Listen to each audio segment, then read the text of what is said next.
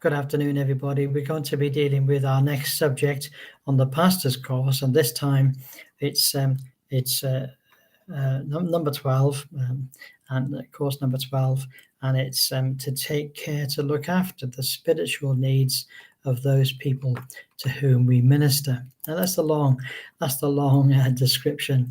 Let's see if we can talk about this together. So this is B, and this is take care to look after the spiritual needs of every person you minister to. It goes without saying that the shepherd looks after the sheep. Okay? The shepherd knows everyone.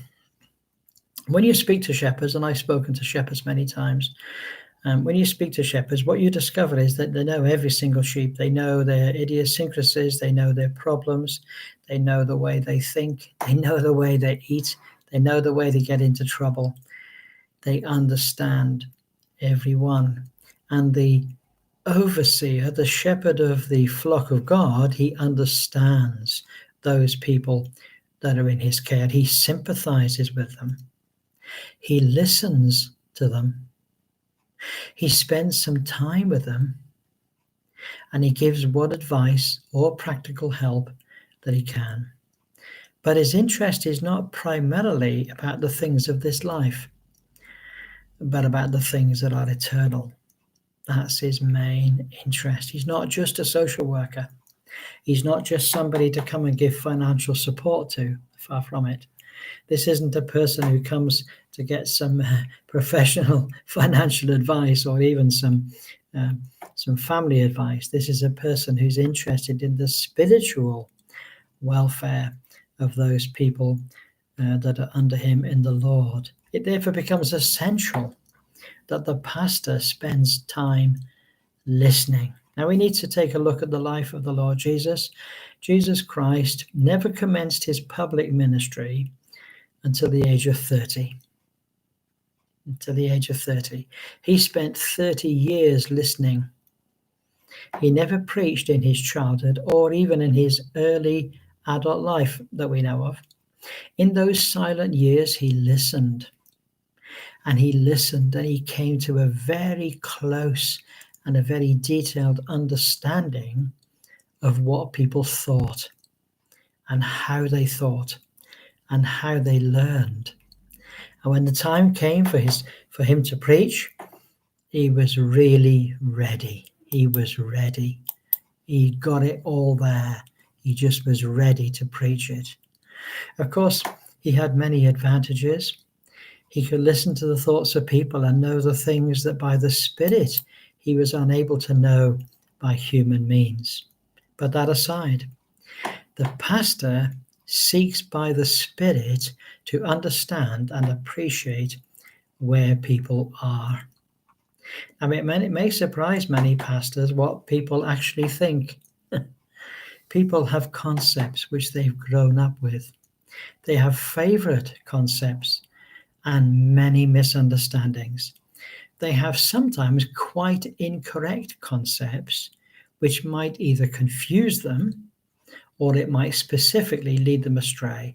A good pastor knows how they think, and he knows their misunderstandings so that he is then able to teach his people to think correctly.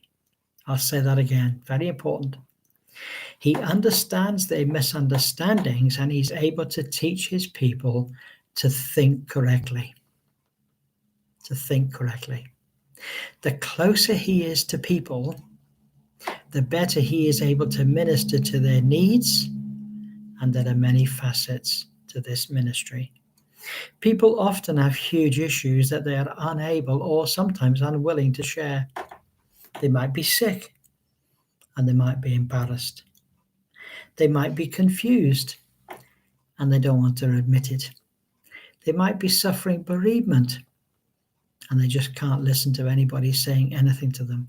They might be losing their job, and this might be a crushing financial worry. They might be suffering in their marriage, and they can't talk about it. Now, the good pastor knows all the ways in which people suffer, and he has sympathy and understanding. And sometimes he can help, but not always. In 1 Thessalonians chapter 1, verse 2, he says, "We thank God for all of you and constantly mention you in our prayers." We constantly mention you in our prayers. So here's our set of questions. There's going to be 6 today. A lot for you to think about, a lot to pray about, and a lot to talk about. Do you take the time to spend quality time with every person under your care in the church? Make a list of them. Make a list of everybody. And see whether they really have the time that you can give them to listen. Next question is, how well do you know everyone that you minister to? Do you know them really well? Really well? Thirdly, what steps could you take to get to know every single one better? Number 4, do people come to you when they're in trouble? Or when they're into real trouble, do they go to somebody else? How effectively have you been able to help people? And lastly, how do you pray for people individually? And that's a set of questions, isn't it? Something to stir the pastor's heart, something to challenge you, something to really make you think about what you're doing in your ministry for your people. Well, God bless you. We look forward to speaking to you on our next video. Have a great day, and God bless you all. Bye for now.